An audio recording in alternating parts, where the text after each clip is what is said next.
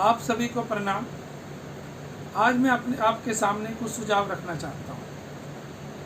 हमारे देश में अभी भी बहुत सी चीज़ों पर ध्यान नहीं दिया जा रहा। आज भी करप्शन का बहुत बुरा हाल है।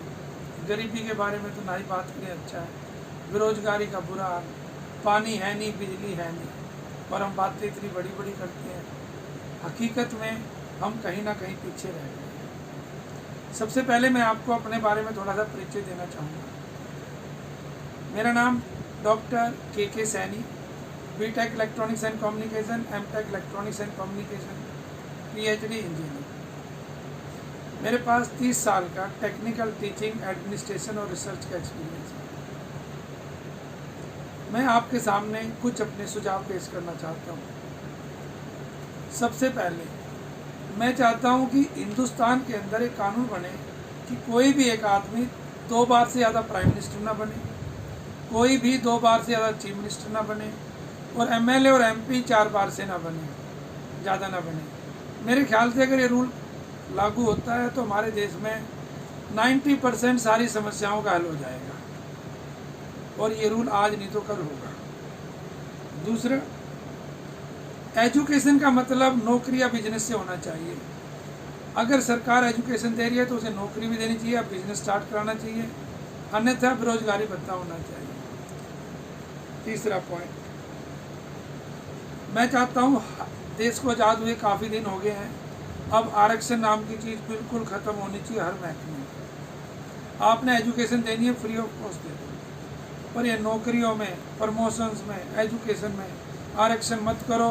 इस देश को भट्टा बैठ जाएगा, और बैठा भी हुआ है। ये रिजर्वेशन सिर्फ 10 साल के लिए थी, अब ये पॉलिटिशियन अपने फ़ायदे के लिए बढ़ाई जा रहे हैं। आरक्षण नहीं होनी चाहिए। 5वां पॉइंट है मेरा, हर तरह की सब्सिडी अब ख़त्म होनी चाहिए, आत्मनिर्भर पे होना चाहिए।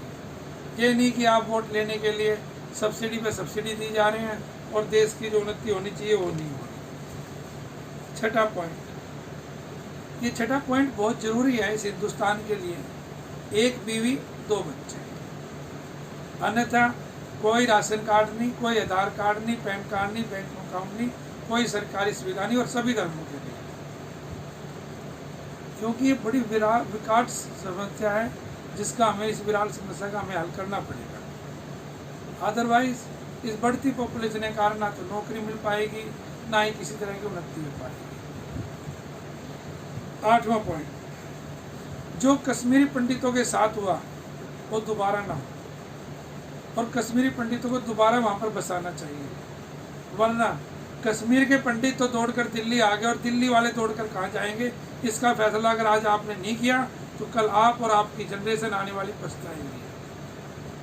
हिंदुस्तान के अंदर जितनी भी हमारी पॉलिटिकल पार्टीज हैं, उनका सिर्फ एक ही मुद्दा है कि किसी तरीके से पावर में आए, और कोई नहीं। 9वां पॉइंट, भ्रष्ट पॉलिटिशियन, कर्मचारी, उद्योगपति जो भी है, उन सभी की प्रॉपर्टी सरकारी जब्त होनी चाहिए।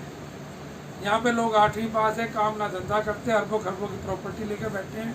कोई पूछने वाला कौन सा बिजनेस करते हैं जो 4-4, 5-5 साल में आप अरबों खरबों कमा लेते हो, और केस चलते हैं 20-20 साल। कोई भी केस 1 साल के अंदर डिसाइड होना चाहिए, और करप्ट आदमी की सारी प्रॉपर्टी चलती है। और 10वां पॉइंट मेरा ये है कि हिंदुस्तान के प्रधानमंत्री, कोई भी राष्ट्रपति, कोई भी देश की अखंडता, एकता के बारे में कोई भी अनाप शनाप बोले, धार्मिक भावना को उत्तेजित करे, उन सभी को 10 साल की सजा होनी चाहिए, कठोर से कठोर कानून बनना चाहिए। प्रधानमंत्री हमारा है, हमने बनाया प्रधानमंत्री। 10 साल पहले भी हमने बनाया था, 60 साल पहले ही बनाया था। इस हिंदुस्तान में डेमोक्रेसी है, यही जनता है, किसी सरकार को लाती है, किसी को नहीं लाती। तो इसलिए मेरे ख्याल से प्रधानमंत्री, राष्ट्रपति और जितने भी हमारे उच्च पदाधिकारी हैं, देश की एकता, अखंडता, संविधान के बारे में कोई भी गलत बोले तो कठोर से कठोर करें। मेरे 10 सुझाव हैं, आपको अच्छे लगे होंगे।